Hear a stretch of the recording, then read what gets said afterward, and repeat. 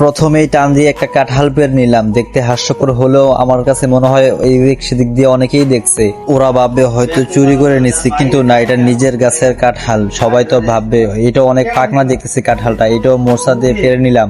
পারতে অনেক কষ্ট হইতেছে, তারপরও পেরে নিলাম নিজের কাছে কাঁঠাল। অনেকে ভাবতেছে চোখে কি জানি পড়ছে আমার।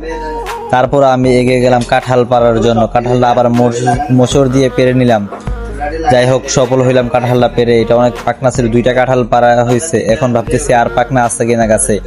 তারপর গাছে ওঠার জন্য প্রস্তুতি নিলাম। গাছে উঠে দেখলাম আর পাকনা নাই, হয়তো এটাও টিপ দিয়ে নিলাম। সবগুলো কাঁঠাল টিপে নিলাম, দেখলাম পাকনা আর নাই। আমি ভাবলাম উপরে পাকনা আছে, তাই গাছে ওঠার প্রস্তুতি নিলাম। এখন গাছে উঠতেছি আস্তে করে। গাছে উঠে নিলাম। গাছে উঠে দেখলাম অনেকগুলো কাঁঠাল, কিন্তু পাকনা একটাও নাই। ভাগ্য মনে হয় খারাপ, যেগুলো পারছে ওইগুলোই আজকে খেতে হবে পোলাপানের সাথে। ভাবলাম আর একটা হলে ভালো হয়। আবার গাছে উঠলাম, একটু কষ্ট করে হলো শেষ পর্যন্ত কাঁঠালগুলো পেরে নিচে নামলাম। আমি ভালো করে দেখতেছি আর কোনো কাঁঠাল পাকনা আছে কিনা। শেষ পর্যন্ত দেখলাম আর নাই। তারপর নেমে গেলাম, কি করবো, আর কাছে পাকা কাঁঠাল নাই। তারপর লাফ দিয়ে নেমে গেলাম। তারপর ক্রেতা পেয়ে গেলাম একজন কাঁঠাল বিক্রি করার জন্য। এই কাঁঠালগুলো সব বিক্রি করে দিলাম, কারণ আমি এগুলো খাবো না।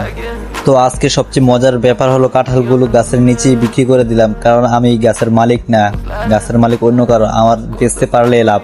এই জন্য 2টা কাঁঠালই আমি তুলে বিক্রি করলাম। আমার ব্যবসার মধ্যে আরো 2জন লোক নিলাম।